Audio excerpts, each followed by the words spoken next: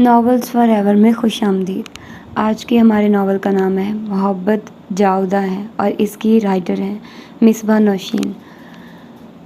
ये एक complete novel है और होपफुली कि आप लोगों को पसंद आए। और मैं थोड़ी बिज़ी हूँ आजकल, इसीलिए आप लोगों के लिए नावल्स रिकॉर्ड नहीं कर पा रही हूँ। और मेरा आजकल दिल भी नहीं चाह रहा है, मतलब समटाइम्स ऐसी सिचुएशन हो जाती है ना कि आपका कुछ भी करने को दिल नहीं करता। तो मेरी वो वाली सिचुएशन हुई है कि मेरा कुछ भी करने को दिल नहीं कर रहा।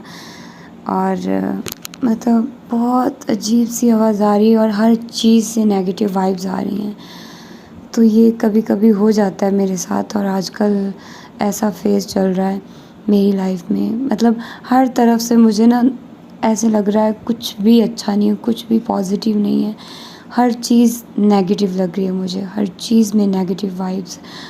तो बस ऐसे ही ना थोड़ा सा मैं बहुत दिल अजीब सा हुआ है। और मतलब ख़ुद को मैं ऐसे फ़ील कर रही हूँ कि मुझसे कुछ हो नहीं रहा, मैं कुछ काम नहीं कर रही, या मैं जो भी काम करती हूँ वो सही नहीं होता, तो इस तरह का। और इसके अलावा मेरे चैनल पर स्ट्राइक आ चुकी है। मैंने नावल स्टार्ट किया था, जो भी आप लोगों को पता ही है, तुम साथ हो। वैसे उस नावल का नाम है कोई साथ हो।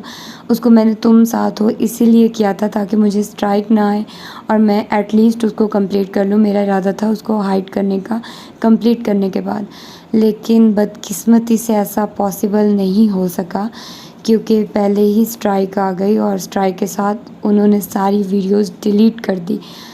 तो उन्होंने डिलीट कर दी, मुझे भी हटानी पड़ गई। और स्ट्राइक आ ही जाती है, कोई बात नहीं। उजाला नाज का वो नावल है, अगर किसी ने सुनना है तो आप लोग जाकर उनके चैनल जो भी है चैनल पर जाकर सुन लें। मैंने तो अब उस नावल को कंप्लीट भी नहीं करना, हालांकि मुझे वो इतना अच्छा लगा था, लेकिन अब मेरा बिल्कुल दिल नहीं कर रहा उसको दोबारा पढ़ने का या फिर उसको कंप्लीट करने का। मैंने बहुत सारी ज़िंदगी में अपनी ऐसी चीज़ें स्टार्ट की हैं जिनको मैंने स्टार्ट तो किया, लेकिन मैंने उनको कभी कंप्लीट नहीं किया। तो ये वाला नावल भी मेरी ज़िंदगी में ऐसे ही रहेगा, मैं इसको कभी कंप्लीट नहीं करूँगी। तो सॉरी फॉर दैट, मुझे अच्छा सेलेक्ट करना चाहिए था, इसलिए मैंने सोचा कि मैं आप लोगों को आजकल देखो यार, मेरा जब इस तरह का फेज़ चल रहा होता है ना, तो मेरा कोई भी नया नावल स्टार्ट करने का दिल नहीं करता। मुझे होता है कि जो पिछले नावल्स हैं, जो अच्छे नावल हैं, जिनका मुझे आइडिया है कि वो अच्छे ही होंगे, तो मैं वही वाले स्टार्ट करती हूँ। इसीलिए फिर मैंने सोचा है कि मैं सुमेरा शरीफ तूर के नावल्स पढूँ। हो सकता है ये चाहते ये शिद्दतें पढूँ, टूटा हुआ तारा पढ़ लूँ, या नाज़िया कंवल नाज़ी के नावल्स पढ़ लूँ, या इकरा सगीर अहमद के नावल्स पढ़ लूँ, चाँद गगन चाँदनी, झील किनारा कंकर। और उमैर अहमद के भी नहीं पढ़ सकती, मैंने अमर बिल स्टार्ट किया हुआ है, उसको भी मैं कंटिन्यू नहीं रख पा रही। उसकी मैंने 3 एपिसोड इधर से हाइड कर रही हैं, लेकिन फॉरएवर बुक चैनल पर आप लोगों को मिल जाएंगे। 4थी एपिसोड के डिस्क्रिप्शन में आप लोग चेक करोगे तो आप लोगों को उसकी बाकी 3 एपिसोड्स का लिंक मिल जाएगा जो इस चैनल पर है। फिर मैंने इधर से हाइड कर दिया, लेकिन उसका लिंक आप लोगों को उधर प्रोवाइड कर दिया है, और उसको कंप्लीट करने के बाद मैं उसको डिलीट कर दूँगी। तो मैं आप लोगों को बता रही हूँ कि अगर आप लोग साथ साथ सुन सकते हो तो सुन लो, क्योंकि हो सकता है मैं साथ साथ बाकी वाली एपिसोड हाइड करके उनके लिंक अगली वाली एपिसोड में दे दूँ। जैसे कि अगर मैंने आज 8वीं एपिसोड पढ़ी है तो 7 एपिसोड के आप लोगों को जो ना लिंक है वो डिस्क्रिप्शन में मिल जाएंगे, ठीक है। क्योंकि मुझे बहुत डर लगता है यार, मतलब पूरी मेहनत पर पानी फिर जाता है। और चलो डिलीट करना एक अलग बात है, स्ट्राइक जो मुझे आ जाती है वो उससे चैनल पर बहुत ज़्यादा इफ़ेक्ट पड़ता है। तो मैं स्ट्राइक अपने चैनल को नहीं देना चाहती, क्योंकि 3 महीनों बाद वो स्ट्राइक उतरेगी और इस दौरान किसी और ने 2 और स्ट्राइक्स दे दी तो इट मीन्स कि आपका चैनल डिलीट हो जाएगा। तो ऐसी नौबत नहीं आने देना चाहती मैं, इसीलिए आज आप लोगों को इस नावल के थ्रू सारी चीज़ें बता रही हूँ। और मैं यही आप लोगों से हमेशा कहती हूँ कि अगर आप लोग सिलसिलेवार नावल भी साथ साथ सुन लोगे तो बहुत अच्छा हो जाया करेगा। मुझे क्या है कि इतना वो नहीं करना पड़ेगा, इतनी देर तक उसको रखना नहीं पड़ेगा, और आप लोगों को भी बाद में इतना इंतज़ार नहीं करना पड़ेगा। इसीलिए तो कहती हूँ साथ साथ सुन लिया करो। और अब आगे भी जो भी मैं नावल स्टार्ट करूँ, सिलसिलेवार नावल, आप लोग काइंडली उसको साथ साथ सुन लिया करें, अगर आप लोगों को इतना ही वो पसंद हो तो, ठीक है।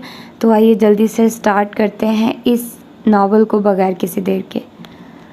ममानी ने चने की दाल वाली प्लेट उठाकर पूरे ज़ोर से दीवार पर मारी थी। अंशरा की आंखें फट गई।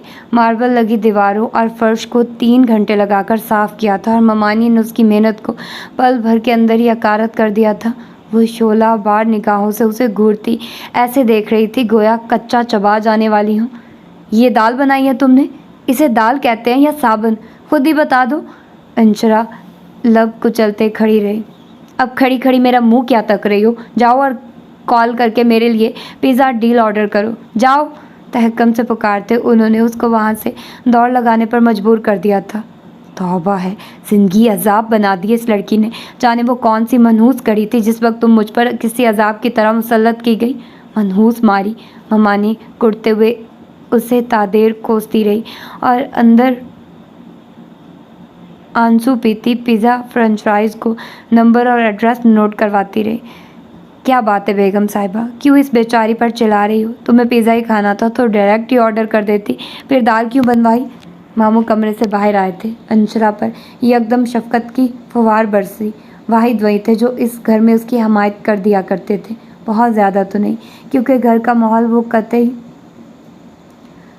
यतीमों बेआसरा भांजी के लिए ख़राब नहीं कर सकते थे तभी, मगर वो उसका ख्याल ज़रूर रखा करते थे। हत्तुल मकतूर, आपने किस गुनाह की सज़ा में मुझे इस लड़की का तोहफ़ा बख्शा? अनवार साहब, ममानी हमेशा की तरह खाइफ लहजे में चला कर बोली, मेरा बेटा मुझसे दूर हो गया। मेरी ममता तड़प तड़प कर रह जाती है जब इस मनहूस मारी की शक्ल देखती हूँ। तो आखिर क्या देखा था आपने इसमें? अंशरा जब फनाइल में भीगा कपड़ा और पानी की बाल्टी दीवार साफ करने के लिए लाई तो उन्होंने बाआवाज़ बुलंद उसे देखकर कहा था। अंशरा का चेहरा तारीख हो गया, हालांकि अल्फाज नए नहीं थे, ना ही लहजा ना ही कहने वाला, मगर तकलीफ़ तो हर दफ़ा ही जाने क्यों होने लगती थी और इतनी होती थी कि दर्द आंखों का सेल रवा बनकर बहता कि छुपाना महाल हो जाता। और अगर कभी ममानी की नज़र पड़ जाती तो वो तो 2 हाथ जोड़ने से भी बाज नहीं आती कि मनहूस मारी, तुम नहुसत फैला रही हो, मेरा बच्चा तो पहले ही परदेश में है, वगैरह वगैरह। होश करो नेकबख्त, मुजालिम की चक्की में नहीं पिस रहा तुम्हारा बेटा, जो तुम हर वक्त इस घर को मैदान जंग बनाए रखती हो। क्या गलत किया है मैंने उसके साथ? बोलो। अनवार मामू को कभी कभार ही गुस्सा आया करता था, मगर जब आता था ममानी के सारे कसबल निकाल कर जाता था। जब मेरा बच्चा राज़ी नहीं था तो आपने इस मनहूस मारी के साथ क्यों पढ़वाया ज़बरदस्ती उसका निकाह? मेरा बच्चा इस दुख से ये घर छोड़कर चला गया, 2 साल हो गए वो वापस नहीं आया। ये क्या कम जुल्म है?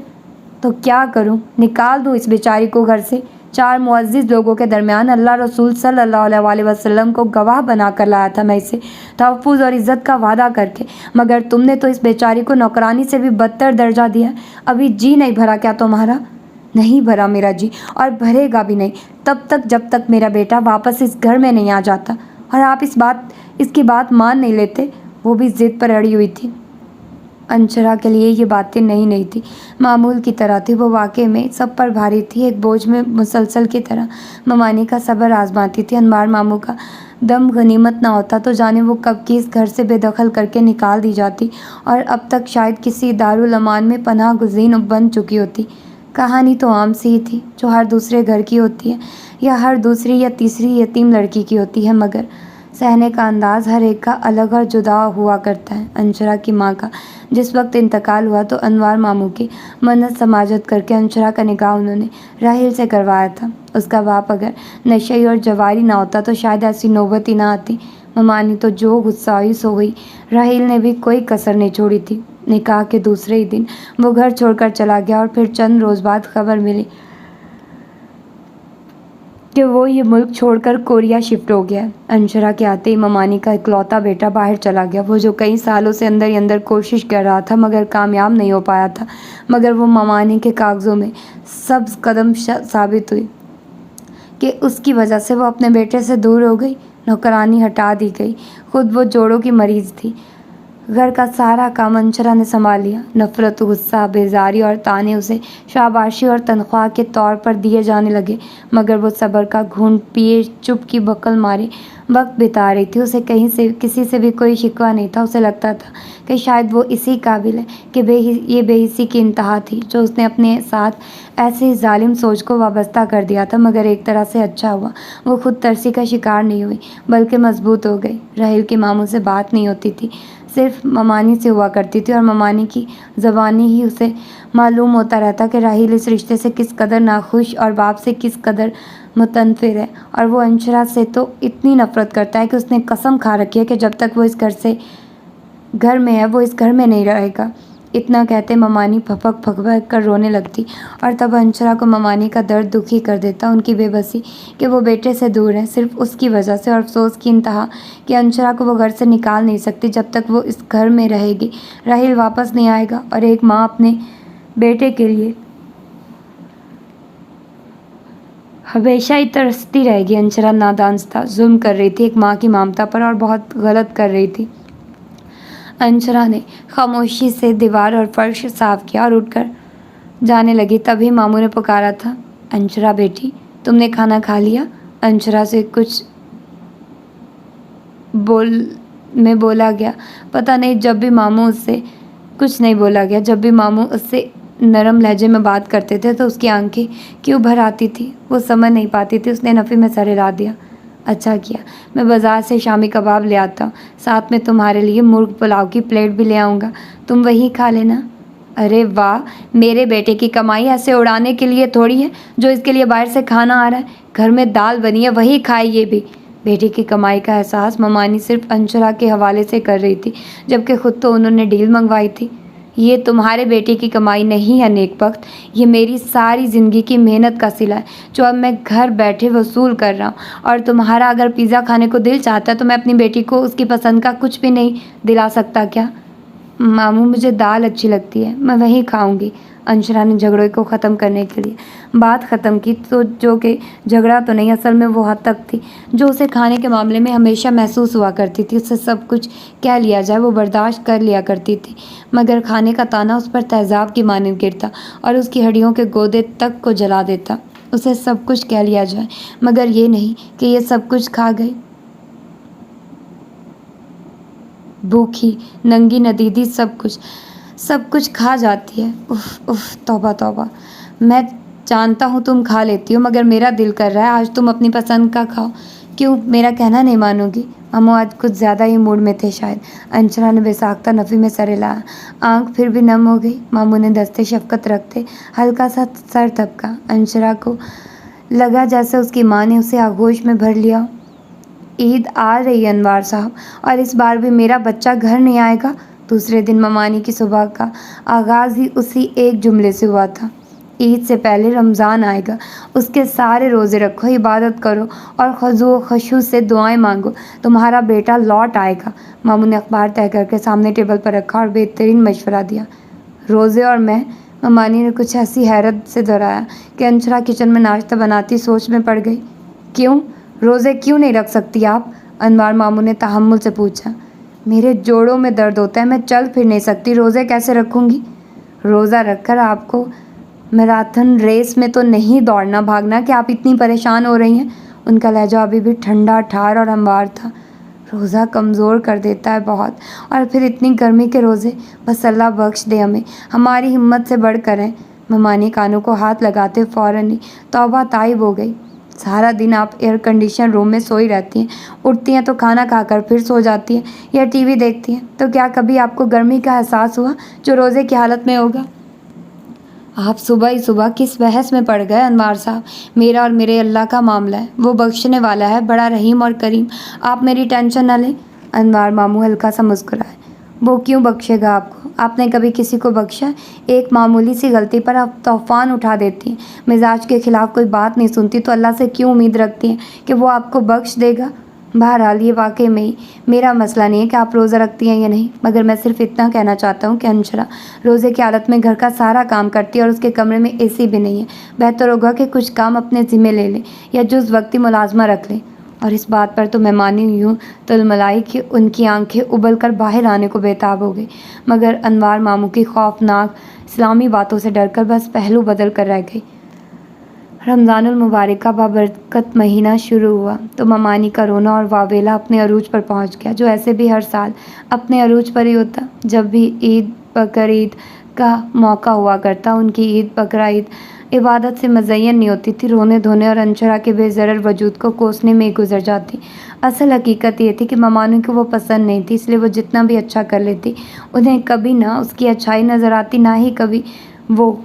लिहाजा उन्होंने हमेशा की तरह सिर्फ शिकवा, ताना और बेजारी जैसे तमगे ही अपने हाथ से उसके गले में पहनाए थे। इस बार जब रहील को यहाँ से गए 2 बरस हो गए और इन बरसों में उसके बगैर 4 ईदें ममानी ने अकेले गुजार दी, तो ममानी की सुबह सब्र और बर्दाश्त की तो मानो हद ही हो गई ना। और जालिम अंशरा ने उनके बेटे को दर बदर और माँ को रोगी बनाकर भी जान खलासी नहीं की थी। अंशरा की गुज़श्ता 2 बरसों में राहिल से एक बार ही बात हुई थी, वो भी तब जब ममानी बाज़ार गई थी और अपना सेल ले जाना भूल गई थी। तब राहिल उन्हें कॉल कर रहा था और बार बार कर रहा था। मामू से उसकी बातचीत बंद थी बिल्कुल। तब उसने डरते डरते फ़ोन उठाया था, मवादा वो उसकी आवाज़ सुनकर फ़ोन ही न बंद कर दे। मगर अंशरा की हालत की इंतहा न रही जब उसने उससे ना सिर्फ बहुत अच्छे अंदाज में बात की और उसका हाल अहवाल भी पूछा था। थी तो वो उसका फूफीज़ाद, मगर इन लोगों का आपस में मिलना जुलना नहीं था। अंशरा के अब्बा में गिनती की एक भी अच्छी आदत नहीं थी, इसलिए अंशरा के पैदाइश के बाद उनके लिए मैके की दहलीज पर कदम रखना मुहाल हो गया था, और वो भी सिर्फ अनवार मामू की अहलिया की वजह से। उनका शुमार कभी भी ऐसी ख़वातीन में नहीं होता था जो खुले दिल और खुले हाथ से ससुराली अजीज़ों को इज़्ज़त अहमियत के साथ 2 वक्त की रोटी दे सके, चाहे वो रोज़ आए या कभी कभार। उनके माथे पर पड़ने वाले बल बआसानी पढ़े और गिने जा सकते थे, और उन्हें वैसे भी इस तरद्दुद की भी ज़रूरत नहीं रहा करती थी, क्योंकि अपनी नागवारी का इजहार वो बरमला अपनी ज़बान के जौहर दिखाते अक्सर व बेशतर करती ही रहती।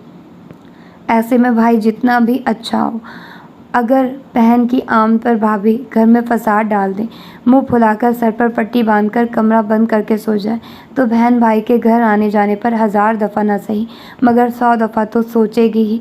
लिहाजा अंशरा को ननियाली प्यार, कभी कभार आने वाले मामू की मोहब्बत से दिए गए खिलौने और खाने पीने की उन चीज़ों से मिलने लगा, मगर वो उसकी फरमाइश के तौर पर चीज़ें लेकर आया करते थे। बचपन में कभी कभार राहिल भी आ जाया करता, मगर इसके बाद जवानी की दहलीज पर कदम रखते उसने आना जाना कम करते करते बिल्कुल ही ख़त्म कर दिया। और आखिरी बार जब वो पुप्पी को देखने आया तो उसके दिल में लम्हा भर को भी अगर ये ख्याल आया होता कि पुप्पी अपनी बेटी की खूबसूरत जवानी के डर से मर भी नहीं पा रही है कि उसका नशई जुआरी बाप कहीं बेटी का सौदा ही ना कराए, वो कभी भी वहाँ ना जाता। उसका बस चलता तो वो पुप्पो के साथ अपने उस खूनी रिश्ते को भी मरंजों में निचोड़ कर अपने बदन से निकाल देता, आखिरी कतरा भी ना रहने देता। हाँ, अलबत्ता जिसके नान नफ़के का ज़िम्मे वो अल्लाह और रसूलुल्लाह सल्लल्लाहु अलैहि वसल्लम को गवाह बनाकर उठा लाया था, उसी की याद उसे कभी नहीं आई। सुनो लड़की, बाज़ार से अफ्तारी का सामान मंगवाने की कतई ज़रूरत नहीं है तुमसे। अफ्तारी नहीं बनती तो भले रोज़े ना रखो, मगर मेरे बेटे की खून पसीने की कमाई अल्ले तल्ले में उड़ाने की कतई ज़रूरत नहीं है, समझी तुम? वो तहक्कुम से कहकर चली गई। अंशरा अब उन्हें क्या कहती कि सारी बात ही तो उनके सामने हुई थी, मामू भांजी के दरमियान। फिर भी ममानी ना समझे तो भला वो क्या कर सकती थी सब्र के घूंट पीने के अलावा। चंद दिन मज़ीद सुकून से गुजरे। 8वें रोज़े को भी अभी अंशरा फजर की नमाज़ अदा करके ज़रा देर लेटी ही थी कि ममानी के कमरे से रोने की आवाज़ें आने लगी। अनवार मामू तो वैसे ही सुबह सुबह मुफ्ती साहब के घर जाया करते थे। मुफ्ती साहब रिटायर्ड फ़ौजी थे। शतरंज के रस्सियाँ दोनों की खूब बनती थी, शतरंज की बसात और उसके प्यादों की चाल पर, लिहाजा वो तो 12 बजे से पहले घर आने वाले नहीं थे। अंशरा नंगे पैर भागी ममानी के कमरे की तरफ। अंदर से ममानी की आवाज़ें आ रही थी। ममानी राहिल से बात करते हुए रो रही थी। 2 साल होने को आए रही, तुमने एक दफ़ा भी मुझे अपनी शक्ल नहीं दिखाई। मेरी तड़पती ममता का क्या कसूर है? बाप बेटे की लड़ाई में मैं क्यों पिस रही हूँ? मैं जानती हूँ तुम सिर्फ उस मनहूस मारी की वजह से वापस नहीं आते। देखो राहिल, मुझे अगर अब तो कहे ना कि उसे घर से निकाल दूँ तो मैं उसे निकालने को तैयार हूँ, बस तुम आ जाओ किसी भी तरीके से। इसके बाद वो फपक कर रोने लगी। उनका एक एक आंसू अंशरा को पाताल में गिराता चला गया। सिर्फ उसकी वजह से एक माँ दिन रात तड़पती थी, बेचैन रहती थी। उसने गैर जानिबदारी से ममानी की ज़िंदगी का तज्जिया किया। सारा दिन वो बेमसरफ वक्त पास करने के बहाने तलाश किया करती। मामू तो सुबह के गए, दोपहर को घर आया करते। अंशरा तो फिर भी काम काज में मसरूफ़ रहकर फजूल सोचों को अपने जहन में जगह नहीं दिया करती थी। मगर उनका क्या कसूर था? अब अंशरा को उन पर बहुत तरस आया। वो अपनी जगह किस कदर दुखी थी। अंशरा को पहली बार मरी हुई माँ से शिकवा और अपना वजूद काबिल नफ़रत लगा। अंशरा की ज़ात में जितनी भी खूबियाँ होती, उसके नसीब की सबसे बड़ी खामी यही थी कि वो एक गरीब मजबूर माँ और नशई जुआरी और शराबी बाप की बेटी थी। उसका दिल चाहा वो अंदर जार ममानी को गले लगाकर उनके आंसू साफ करे, उन्हें चुप करवाकर ये यकीन दिलाए कि उनका बेटा ज़रूर वापस आएगा। वो उसके साथ वक्त भी गुजारेगी और उसकी शादी अपनी पसंद से करके उसके बच्चों को भी खिलाएंगी। मगर अंशरा से कदम उठाना मुश्किल हो गया। वो अंदर जाती तो और भी मातूब ठहरती। ममानी ने तो वैसे भी चुप कर बातें सुनने का गुनाह किसी फतवे की तरह सादिर कर दिया था, लिहाजा बहुत कुछ सोचते और फैसले की हिम्मत पैदा करते वो कमरे में चली गई। मगर नींद आ सकी और ना ही सुकून। शाम को मामू आए तो ममानी ने सारा दिन रो रो कर आंखें सुजा ली थी। मामू को जब सारी बात पता चली तो वो खूब चिल्लाए। रोज़े की हालत में उनका बूढ़ा वजूद हलकान हो गया। अंशरा को बहुत ज़्यादा दुख हुआ, मगर अपने लिए फिर भी नहीं, सिर्फ मामू के लिए जो बहन से किया अहद निभाने के चक्कर में ख़वार हो रहे थे, और ममानी के लिए भी जिनकी ममता प्यासी और बेचैन थी। और अंशरा को अपना वजूद तो वैसे भी दर्द और दुख से हारी महसूस हुआ करता था। अपने मामले में वो बेहिस थी। कुछ होश के नाखून लो तुम। माँ बेटा नेकबख्त जवान जहान बच्ची को मैं कहाँ छोड़ आऊँ? इस मुआशरे के गिद्ध तो उसे क्या नोचेंगे? उसका तो बाप ही उसकी बोली लगाने में पेश होगा। मुझे दुनिया में मुँह दिखाने लायक छोड़ दो खुदा के लिए। मामू इस मर्तबा इतने मजबूर हो गए कि हाथ जोड़ दिए। ममानी और भी शिद्दत से रोने लगी। क्या हर्ज है अगर आप उसे उसके बाप के पास छोड़ आएंगे तो? आखिर वो बाप है उसका, वो बेच खाएगा उसे। 2 साल उसने राब्ता नहीं किया, अब कैसे जाकर उसे उसकी दहलीज पर छोड़ाऊँ कि जाओ और पैसे खड़े कराओ, उसके बेच दो उसे अपने जैसे किसी नकम्मे और जवारी के साथ? वो हाम से गए। अब ऐसा भी जुल्म नहीं है, वो जालिम नहीं है। वो अगर पहले सौदा नहीं किया तो अब भी नहीं करेगा। बेटी है उसकी, आखिर ऐसी भी क्या मजबूरी कि अपने खून का सौदा कर दिया जाए? तुम अपने बेटे को समझा दो, अंशरा कहीं नहीं जाएगी। उसे आना है तो आए, वरना तुम्हें बुला ले। मेरी बला से बोट कर चले गए और अफ्तारी के वक्त ही कमरे से निकले। वह मुश्किल तमाम अंशरा ने उन्हें अफ्तारी करवाई। रात वो उनके कमरे में आई तो अनवार मामू जैसे जान गए कि वो क्या कहने आई है। तभी 2 टोक अल्फाज में उसे कुछ भी कहने से रोक दिया, मगर अंशरा डिठाई से वो सब कहती रही जो वो कहने आई थी। मामू प्लीज़ मान जाए ना, मुझे आपका सहारा बहुत है। आप मुझे किसी हॉस्टल में ठहरा दें, मैं रह लूँगी, बल्कि जल्दी मैं कोई अपना बंदोबस्त भी कर लूँगी। मगर रहील को घर वापस आने दे। एक माँ से उसका बेटा मत छीनिए। अनवार मामू ने उसकी जज्बाती तकरीर के जवाब में बस इतना कहा कि अंशरा शर्मिंदा हो गई। मुझे तमाचा मारने के लिए तुम्हें यही एक बात मिली थी क्या? नहीं मामू जान, अंशरा ने बेसाख्ता उनके हाथ थाम लिए। मैं ऐसा सोच भी नहीं सकती। तो फिर ऐसा क्यों कह रही हो? मुझ पर तुम बोझ हो, ना ही ये लोग मुझ पर इतने हावी कि उनकी हर नाजायज़ मानता फिरूं। मैं इतना कमज़ोर नहीं कि उनकी गिदड़ भपकियों से डरूं। बाहर डरने की नहीं है मामू जान, मैं जानती हूँ अगर आप डर जाएंगे तो कोई कुछ नहीं कर सकेगा। मगर बात तो ममानी जान की उस बिलखती ममता की है जिसने 2 साल से बेटे की शक्ल नहीं देखी। आप नहीं जानते मामू जान, वो सारा दिन रोती रहती है। मैं खुद को उनका मुजरिम समझती हूँ।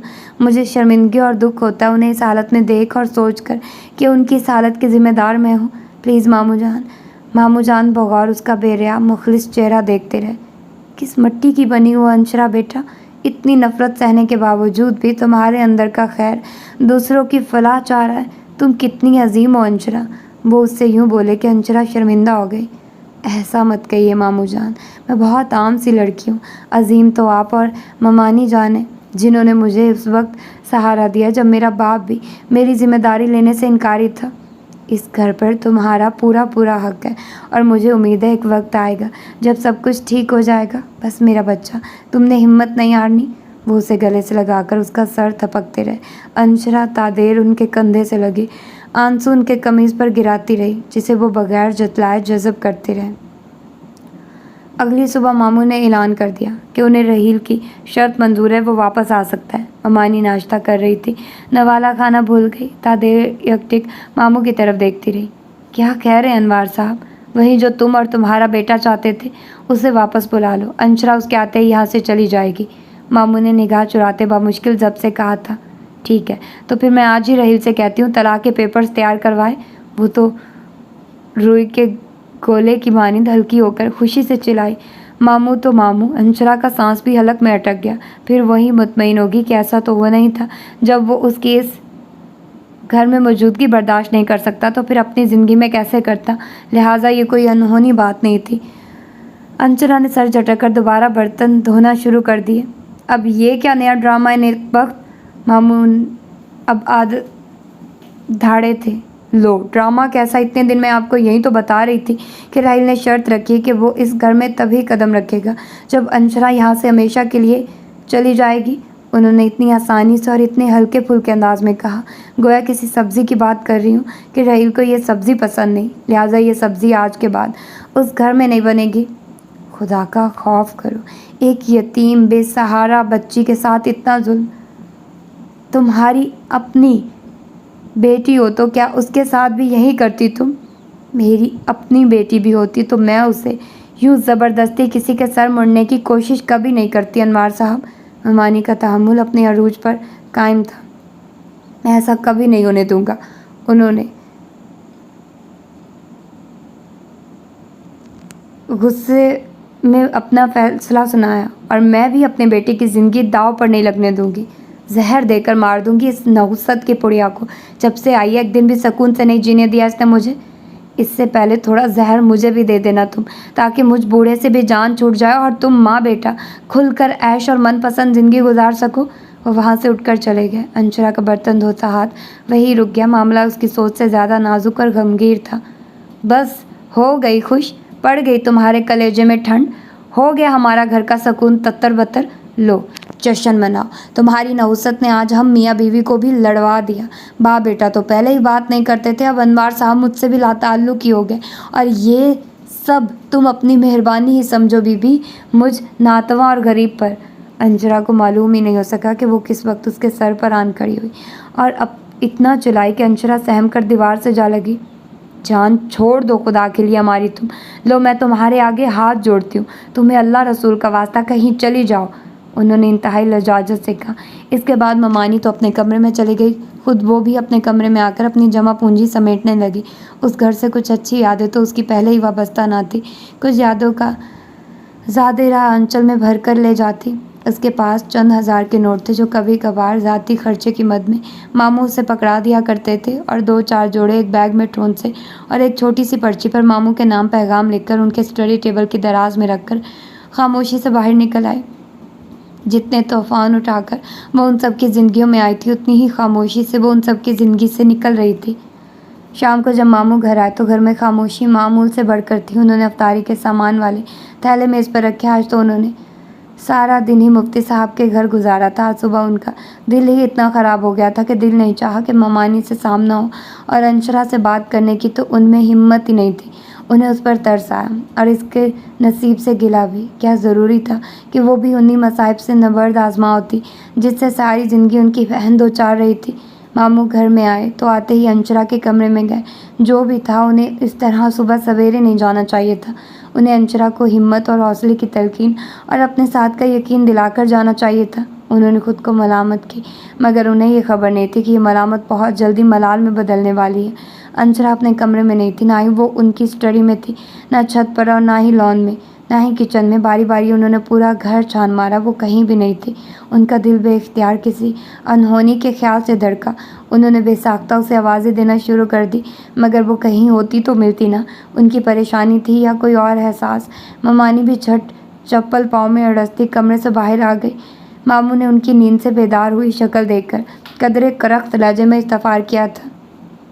अंशरा किधर है? ममानी के माथे पर बल पड़े। अपने कमरे में होगी। इतना शोर क्यों मचा रहे हैं आप? क्योंकि वो अपने कमरे में नहीं है, बल्कि इस घर में कहीं भी नहीं है। वो धाड़े। ममानी भी मारे दहशत के दहल सी गई। मामू की आंखों में खून उतर रहा था। गुस्से शरारे की मारी गुस्सा शरारे की मानित उबल रहा था, जबकि ममानी के अंदर कहीं सुकून के झरने बहने लगे। खस कम जहाँ पाक, मुसीबत खुद ही टल गई थी। काश वो ये सब उसे चंद रोज़ पहले कह देती। कम अज़ कम इतने दिन बेसुकूनी में तो ना कटते।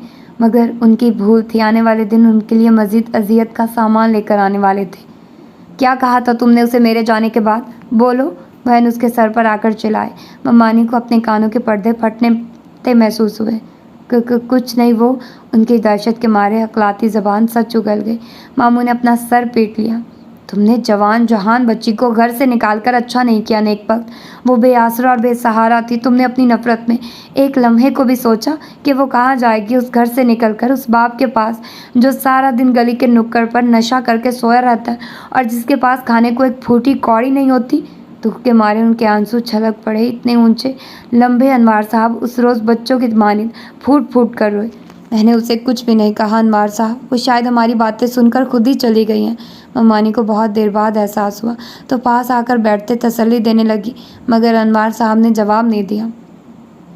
रोज़ा तो अफ्तार कर ले, मगर वो मकरू हो जाएगा। आपने सारा दिन सब्र किया है। उन्होंने खामोशी से एक खजूर उठाकर मुंह में रख ली। ममानी ने शरबत का गिलास आगे किया, मगर उनसे पिया नहीं गया। क्या खबर अंशरा को अफ्तारी नसीब हुई भी हो या नहीं। इस सोच और दुख भरे एहसास ने उनकी सारी भूख प्यास ख़त्म कर दी थी। सिर्फ एक एहसास बाकी सब पर भारी रह गया कि वो अंशरा की हिफाजत नहीं कर सके।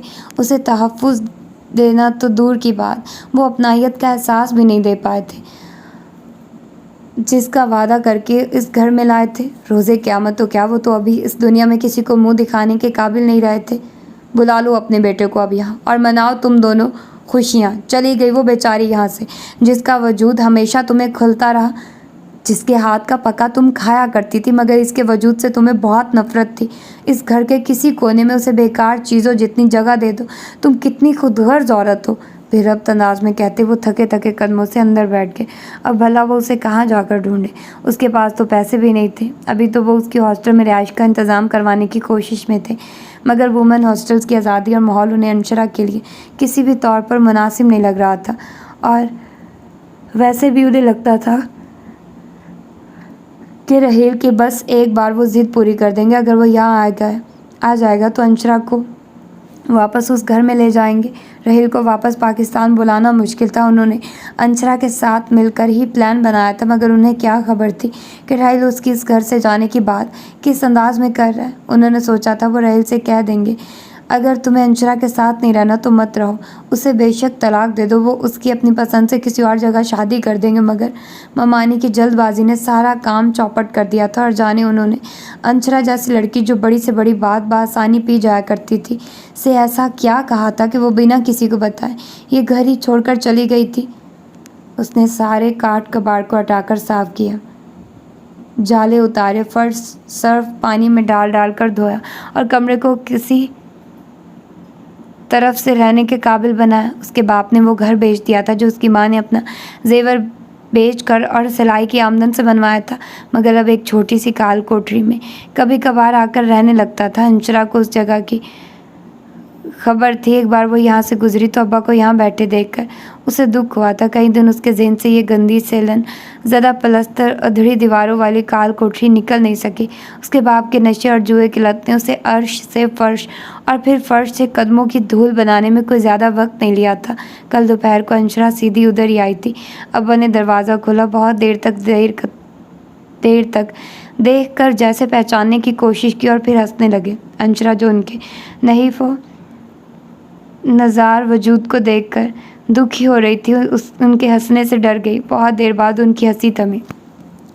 आ गई अपनी औकात पे, उन्होंने उसके हाथ में बैग देखकर मजाक उड़ाते कहा था ना वहाँ तेरा कोई सहारा नहीं बनेगा, मगर तूने मेरी एक नहीं मानी। अब देख लो, निकाल दिया ना तुझे उन लोगों ने।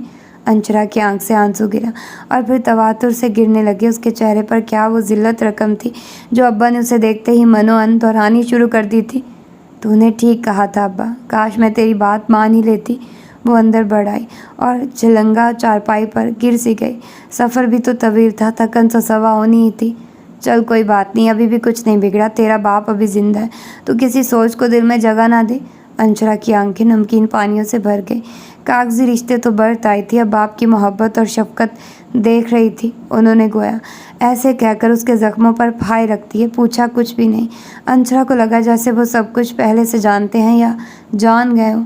थोड़ी देर बाद वो आए तो उनके हाथ में अफ्तारी का सामान था। 2 समोसे, 1 प्लेट चना चाट और 1 दूध का पैकेट, साथ में पानी की ठंडी बोतल। ले अफ्तारी कर ले, अभी इतने ही पैसे थे, कल और ले आऊँगा तेरे लिए चीज़ें। वो लड़खड़ाते डोलते कदम उठाते वापस चले गए। अंशरा को अच्छा लगा। उसके बाप को उसका एहसास था।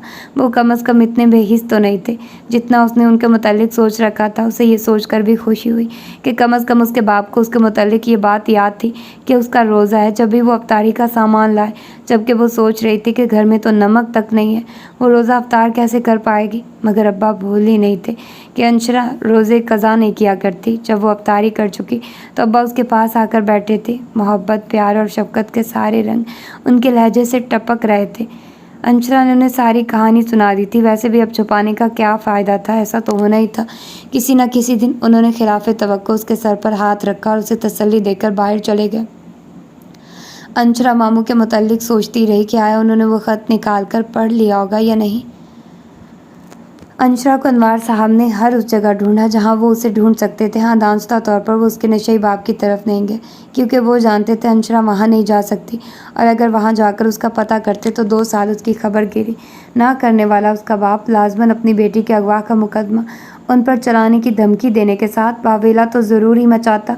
भले वो ये ओछा हथकंडा पैसों के लिए ही करता, मगर अनवार साहब को ये भी गवारा नहीं था कि उनकी भांजी, उनके बेटे की बीवी, उनकी बहू, उनके ख़ानदान की इज्जत के बारे में भले उसका बाप ही हो इस्तफ़ार करे। राहिल वापस आ चुका था। ममानी उसे देख देख कर वारे सदके होती। अनवार साहब ने उससे कोई बात नहीं की थी, हालांकि उसने कई बार खुद अंशरा के मुतालिक सवाल किया था। पहली बार उसने अपनी आम के आधे घंटे बाद ही इस्तफ़ार किया था, मगर ममानी बात को किसी और रुख पर ले गई थी। वो लोग उस वक्त खाना खा रहे थे। हाँ हाँ बेटा, वो तो चली गई कब की। तुम ये बिरयानी तो खाओ, बहुत मज़े की बनी है। राहिल खामोश हो गया था और अपनी प्लेट में बिरयानी निकाल कर खाते अनवार साहब के अलग में नवाला फंस गया। उन्हें कभी कभार अपनी बीवी पर हैरत हुआ करती, वो किस मिट्टी की बनी थी आखिर। 2 साल दिन रात अंशरा ने उस घर को संभाला था, उनकी खिदमत की थी। नेक वक्त की हड्डियों में तो पानी भर गया था, मगर मजाल था कि एक दिन भी उन्होंने मुँह से भाप निकाली हो कि अंशरा के बगैर वो घर नहीं संभाल पा रहे, या वो थी तो उन्हें बहुत बेफिक्री थी। होते हैं कुछ लोग ऐसे जो किसी अच्छाई का सिला तो दूर की बात उसे मानते ही नहीं। अमानी का शुमार भी शायद उन्हीं लोगों में हुआ करता था। राहिल 2 साल कोरिया में रहकर आया था। जिस कंपनी की तरफ से गया था वो कंपनी बहुत बड़ी थी, लिहाजा उसका रहन सहन, बेहतरीन तनख्वाह और खाना सब बहुत पुरकशिश था। रिस्क की फरावानी, जवानी की ताकत और सब कुछ अपने बस में कर लेने का आज़म उसे देखने में ही मजबूत और तवाना मर्द जाहिर करते थे। अनवार साहब को बेटे को देखकर फ़ख्र होता तो अगले ही लम्हे दुख भी। काश उनका बेटा कम खूबसूरत होता, मगर दिल का साफ, खरा और नरम होता। वो इतना संग दिल ना होता। राहिल एक दिन उनके कमरे में चला आया। अफ्तारी के बाद अमूमन वो वॉक पर जाया करते थे, मगर उस रोज़ नहीं गए। पहले उनके साथ अंशरा जाया करती थी, मगर अब वो जाने से पहले ही अपनी बूढ़ी हड्डियों में थकन होती महसूस करते, लिहाजा कभी जाते और कभी नहीं। उन्होंने उसे आते हुए देखा, मगर अनजान बन गए। राहिल खामोशी से आकर उनके कदमों में बैठ गया। बाबा, आप मुझसे नाराज़ हैं ना? अनवार साहब की आंखों में दर्द भरने लगा, मगर वो ज़ब्त किए दर्द के सेल रवां को रोकने की कोशिश में बेहाल हो गए। मेरी तरफ देखिए बाबा। राहिल ने उनका चेहरा अपनी सिमत करने के लिए उनका हाथ दबाया। अनवार साहब ने बेसाख्ता उसकी तरफ देखा, जिसके चेहरे पर ज़माने भर का दुख जमा था। नहीं, कुछ तो है बाबा। मुझे लगता है जैसे आपने मुझे माफ़ नहीं किया। जब औलाद ख़ुद को वालिदैन से बड़ा और मोतबर समझने लगे तो वालिदैन को चाहिए कि अपनी इज़्ज़त बचाने को खामोश रह जाए। मैं तुमसे नाराज़ नहीं हूँ, बस ये समझो कि अपनी इज़्ज़त का मारा खामोश हो गया हूँ। बाबा, राहिल तो जैसे तड़प ही गया। ऐसा क्यों सोच रहे हैं?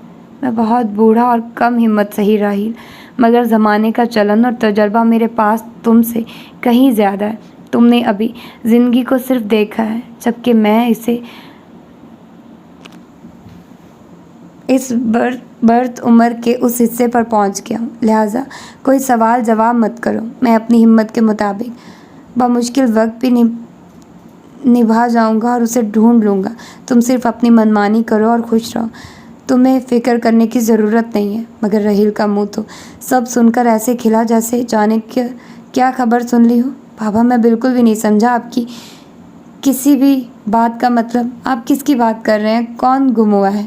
मेरा वो मान, वो गरूर जो एक बाप होने के नाते मैंने तुम पर किया था। रहील ने तड़प कर उनके हाथ थाम लिए। पापा, मेरे बगैर बताए कोरिया जाने पर आप इस कदर नाराज़ हैं मुझसे कि मेरी माफ़ी भी आपका दिल नरम नहीं कर रही।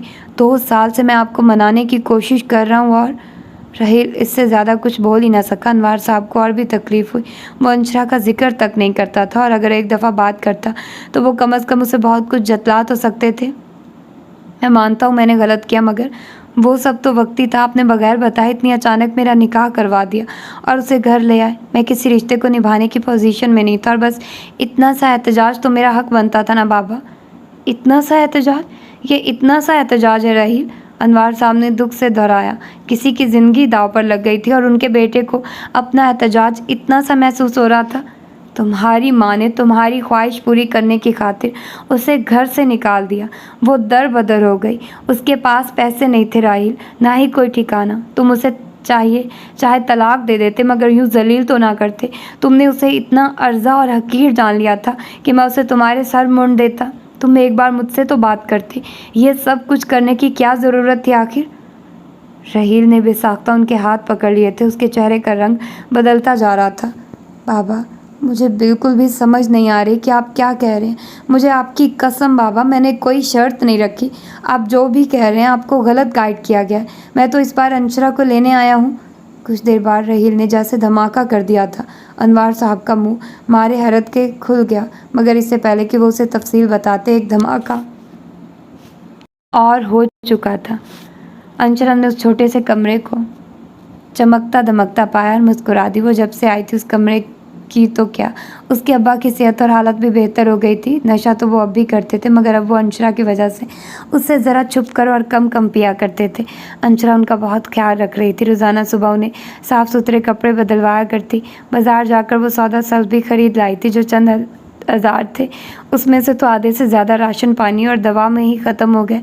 वो संजीदगी से जॉब के मुतालिक सोच रही थी, मगर इतनी कम क्वालिफ़िकेशन में बेहतर जॉब मिलना भी नामुमकिन होता। लिहाजा वो खामोश हो गई। उसे आए 10 दिन हुए थे, मगर ऐसा लगता था जैसे सदियां बीत गई हों।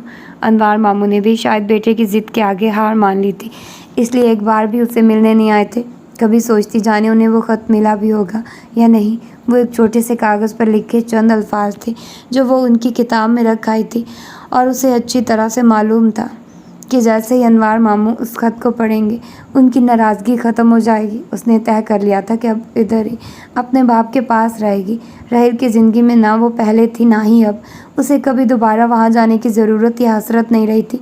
बहुत बार उसका दिल चाहा वो अनवार मामू को कम अज़ कम एक फ़ोन तो कर ही लें, मगर फिर सोच कर रुक जाती कि क्या फ़ायदा। अब अगर वो उनकी ज़िंदगी से निकल ही आई है तो क्या ज़रूरत है दोबारा मखल होने की, अनवार मामू को बेचैन करने की। अंशरा बेटी कहाँ हो? वो अपनी सोचों में गुम थी कि अब्बा चले आए। उनके साथ एक अधेड़ उम्र शख्स भी था। अंशरा ने उन्हें देखकर फ़ौरन सर पर दुपट्टा डाला। इनसे मिलो बेटा, ये करीम साहब हैं, बहुत अच्छे इंसान हैं, मेरी बहुत मदद किया करते हैं। अंशरा ने धीरे से उन्हें सलाम किया और फिर फ़ौरन निगाह झुका ली। उनकी मुस्कुराती मायनी खेज आंखों में बला का सोच था। आंखों में अजीब सी चुभन होने लगी। कैसी हैं आप अंशरा? करीम साहब ने उसके चेहरे पर निगाह गाड़ते सवाल किया तो अंशरा को जवाब देना ही पड़ा। ठीक हूँ।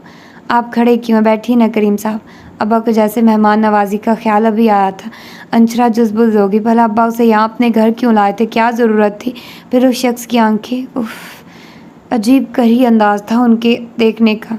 मैं आपके लिए पप्पू की दुकान से ठंडी ठार बोतल पकड़ कर लाता हूँ।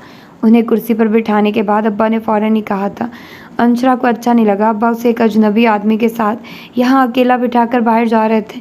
असूलन तो उन्हें उसे अंदर लाना ही नहीं चाहिए था, फिर खुद भी पास ही बैठे रहते। हाँ ज़रूर ले आओ, और ऐसा करो ये कुछ और पैसे भी रख लो, वापसी पर कुछ फ्रूट ले आना।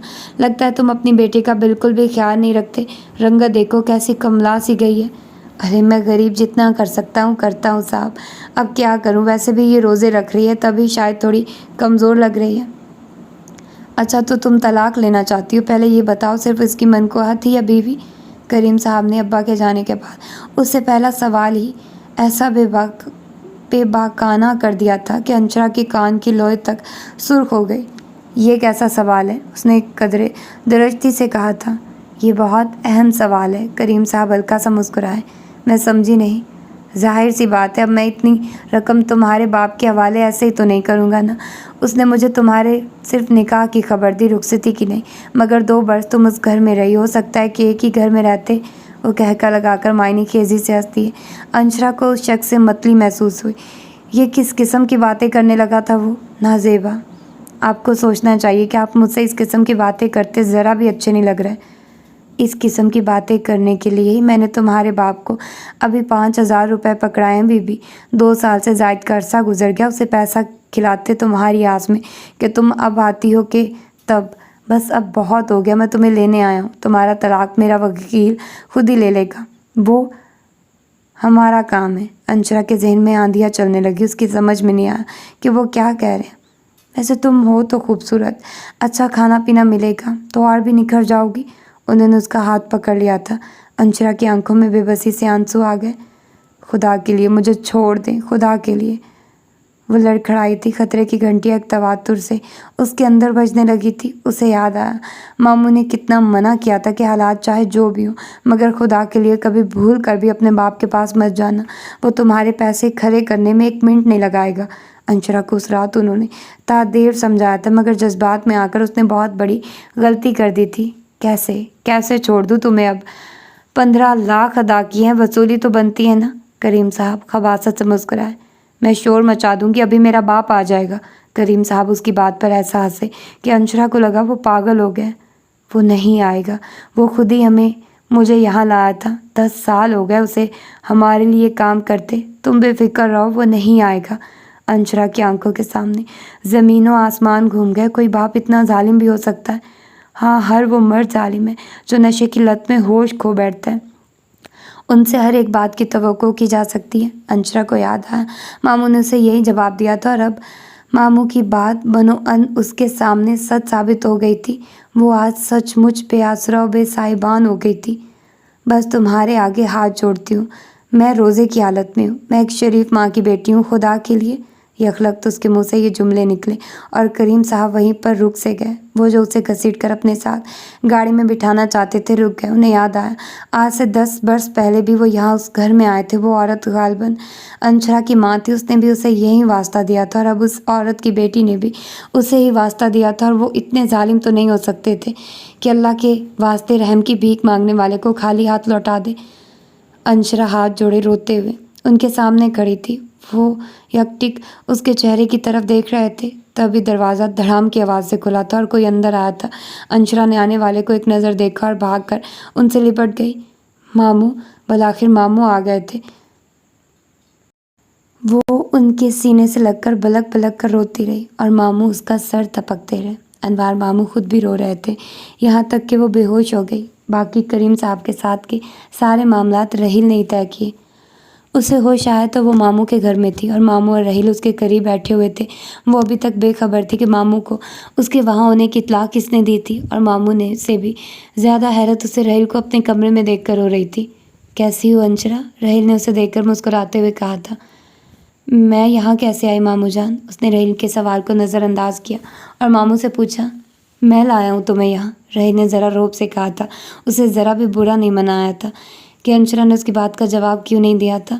मामू तो अब भी खामोश थे। हाँ, उसका हाथ अपने हाथ में लिए बस हौले हौले थपक रहे थे। मामू अब मुझसे बात क्यों नहीं कर रहे? अंशरा उठकर बैठ गई और रोने लगी। राहिल ने अपनी मुस्कुराहट दबाई। वो उसकी तरफ देख भी नहीं रही थी। क्योंकि मामू का बेटा तुमसे मुखातिब है और तुमसे बात करना चाहता है ना बाबा? राहिल ने बाप की तायद चाही जो बहुत खामोश थे। मामू जान, आपको मुझे यहाँ नहीं लाना चाहिए था। वो रोते हुए उनके सामने आ गई। अंशरा, पहली गलती पर अगर अल्लाह ने तुम्हारी हिफाजत की तो तुम क्या चाहती हो कि बार बार इस गलती को दोहराओ? मामू ने ज़बान खोली और अंशरा को पाताल में गिरा दिया। उसका सर झुक गया। अच्छी बेटियां बाप को का कहना मानती है। हालात चाहे जैसे भी हों, उन्हें वालिदैन का एतबार करना चाहिए, और तुमने मेरा एतबार नहीं किया अंशरा। मुझे दुख हुआ, तुम भी मेरा साथ छोड़ दिया। नहीं मामू जान, मैंने वो सब आपके लिए ही किया था। मैं सोच भी नहीं सकती आपको दुख देना। और मेरी खुशी तुम्हारी इस घर में मौजूदगी थी अंशरा। तुम्हें ये बात याद रखनी चाहिए थी। मैंने सिर्फ मरी हुई बहन का वादा निभाने के लिए ही तुम्हें इस घर में जगह नहीं दी थी, बल्कि मुझे तुम शुरू से ही एक बेटी की तरह अजीज़ हो। और बाखुदा मैंने कभी भी तुम्हें अपनी जिम्मेदारी नहीं समझा, बल्कि खुशी समझा। और तुम ये बात खुद भी जानती थी। अंशरा का सर झुक गया। गलत तो नहीं कह रहे थे वो। मैं जानता था तुम्हारे बाप के कारनामे। सारी ज़िंदगी तुम्हारी माँ ने जिस मुसीबत में गुजारी, अगर मैं ना होता तो शायद वो तुम्हारी माँ का भी कहीं सौदा कर चुका होता। इससे बाप समझकर भी गिला करना फजूल है। उसे तो रिश्तों की नज़ाकत और उनका एहसास भी नहीं होगा। तुम अपने बाप के लिए सिर्फ एक लड़की थी जिसके साथ उसका कोई रिश्ता नहीं था और जिसकी ज़ात से वो चंद रुपए कमाकर नशा कर सकता था। और मुझे बस इतना दुख है कि मुझे तुम पर एतमाद था कि तुम हर जगह जा सकती हो, मगर अपने बाप के घर नहीं। और इस यकीन एतमाद की बदौलत मैं तुम्हारे बाप के पास नहीं गया, मगर मैं गलत था। और अपनी इस गलती का एहसास मुझे रहील ने दिलाया, जिसने आते ही तुम्हें वहाँ जाकर ढूंढ लिया था। बहरहाल अच्छा हुआ कि कुछ भी गलत होने से पहले अल्लाह ने मेरी लाज रख ली, वरना मैं गुनाहगार मुँह छुपाता फिर रहा था। मामू जान, मुझे माफ़ कर दे। मैंने बहुत दफ़ा सोचा कि आपको फ़ोन करके बता दूं, मगर फिर सोचकर मुतमईन हो जाती कि इतनी मुश्किल से आपके घर के हालात बेहतर हुए थे। फिर मुझे वापस जाकर आप सब के लिए ज़िंदगी में कोई प्रॉब्लम पैदा नहीं करना चाहिए। वैसे भी ममानी जान है, तुम्हें दुनिया ज़माने की फ़िक्र है, मगर अपनी क्यों नहीं अंशरा। जो भी हुआ उसे भूल जाओ, क्योंकि मैं नहीं चाहता कि माजी दोहराकर इंसान को अपनी तकलीफ़ों में इजाफ़ा करने की कोशिश करनी चाहिए। नेक वक्त ने जो भी किया उस पर अभी उसे कोई शर्मिंदगी नहीं है, मगर कभी कभी इंसान की ज़िंदगी में एक लम्हा ज़रूर आता है जो उसे सरता पैर बदल देता है। सो हमें उसे ये वक्त ज़रूर देना है। अब तुम महफूज हो, क्योंकि अब मेरे अलावा राहिल भी तुम्हारे साथ है और जल्द या बदेर सब ठीक हो जाएगा। तुम्हारी रुखसती के हवाले से मुझे कुछ ज़रूरी तैयारी करनी है। कुछ काम है, मैं चलता हूँ। राहिल तुम ज़रा इसके पास ही रहना, मैं बस थोड़ी देर में लौट आऊँगा।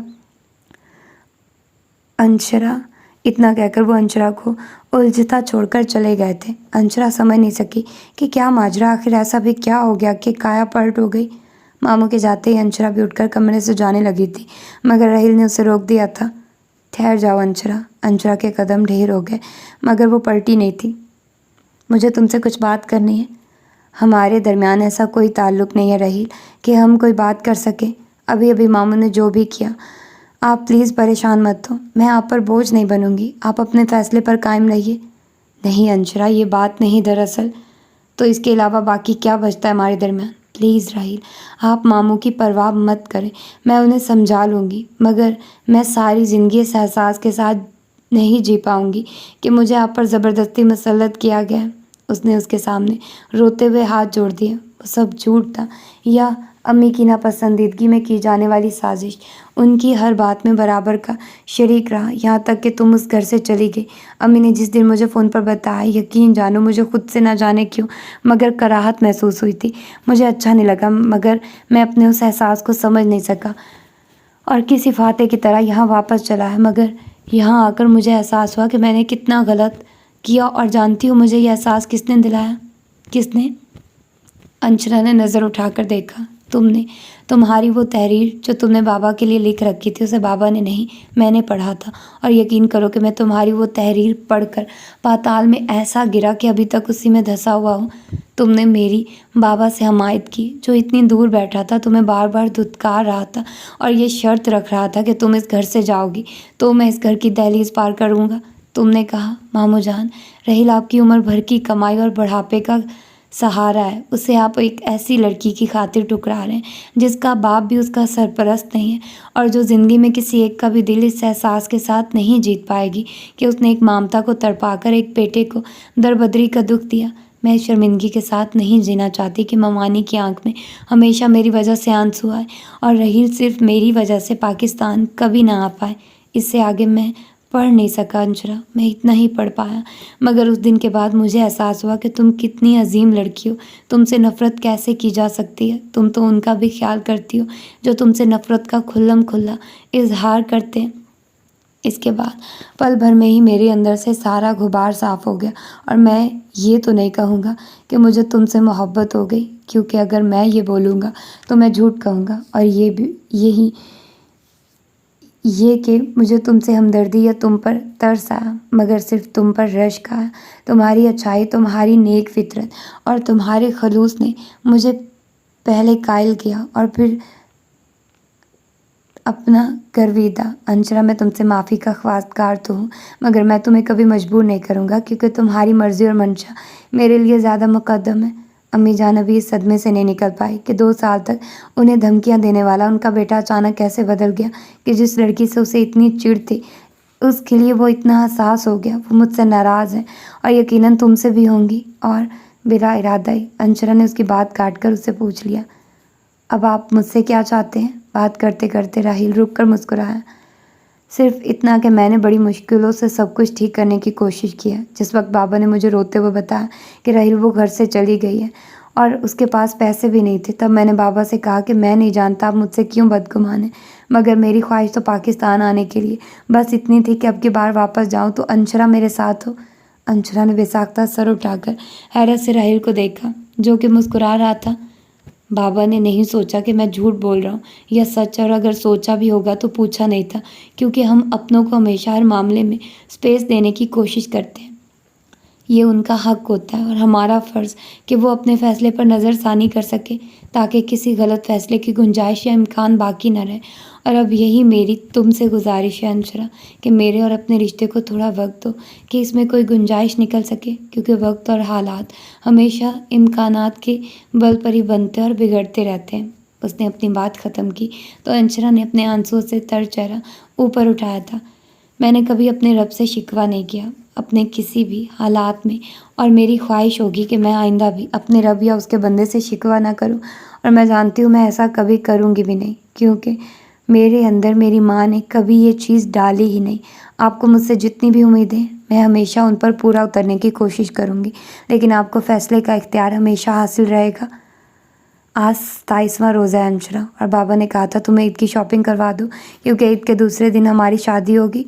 अंशरा ने अचानक ही सर उठाया था, मगर मैंने कहा था कि मुझे अभी आपसे शादी नहीं करनी। तुमने मुझे फ़ैसले का इख्तियार दिया अंशरा, मैं वही इस्तेमाल कर रहा हूँ। अब हम मुस्कुराया, लेकिन मैंने ये इख्तियार आपको मजबूरी या तरहम में इस्तेमाल करने के लिए नहीं दिया।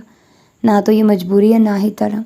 ये मेरे दिल की खुशी और सुकून है, जल्दी मोहब्बत में बदलने वाली है। अंशरा, मैंने अपना आप तुम्हारे सामने खोलकर इसलिए रख दिया कि तुम मुझे अच्छे से जानकर फ़ैसला कर सको कि मुझे ऐसे आदमी से मोहब्बत की गुंजाइश निकल सकती है या न सिर्फ नफ़रत की। और तुम्हारा इख्तियार ये एहसास दिला रहा है कि तुम्हारे दिल में गुंजाइश निकल सकती है। और ममानी जान, अंशरा समझ ही ना सकी। टेंशन थी तो ममानी जान की। उन्हें थोड़ा वक्त लगेगा इस बात को समझने में, वैसे कसूर उनका भी नहीं। जो कुछ भी हुआ उन्होंने मेरी मोहब्बत में ही किया, असल मुजरिम तो मैं हूँ। अगर उसे माफ़ी मिल सकती है तो यकीनन तुम अम्मी जान को भी माफ़ कर दोगी। ना तो मैं आपसे नाराज़ हूँ, ना ममानी जान से, ना किसी और से। ये मेरे नसीब की कठिनाइयाँ थी जो अब ख़त्म हो गई। अल्लाह का शुक्र कि मैं साबित कदम रही। मैं ममानी जान से मिलने जा रही हूँ, इस उम्मीद के साथ कि शायद कभी उनके दिल में भी मेरे लिए गुंजाइश निकल सके। अंशरा मुस्कुराते हुए आगे बढ़ी थी। तो इस पर ईद पर मैं तुमसे एक वादा लूँगा। राहिल थोड़ा रोमांटिक हुआ। अंशरा के इजहार ने उसे हल्का फुल्का कर दिया था। कैसा वादा? कि मैं जितनी भी गलतियां करूँगा तुम हमेशा जवाब में मुझे प्यार दोगी, और गुस्सा तो बिल्कुल भी नहीं। अंशरा ने सीढ़ियाँ उतरते आंखें निकाल ली। हैं? मैंने कभी इजहार किया? उसकी हैरत राहिल को मज़ा दे गई। अच्छी लड़कियां अपनी मोहब्बत का इजहार सर झुकाकर ऐसे ही किया करती हैं, जैसे अभी तुमने किया। मगर मैंने अभी क्या कहा? अंशरा के ऊपर का खाली पोर्शन बजने लगा।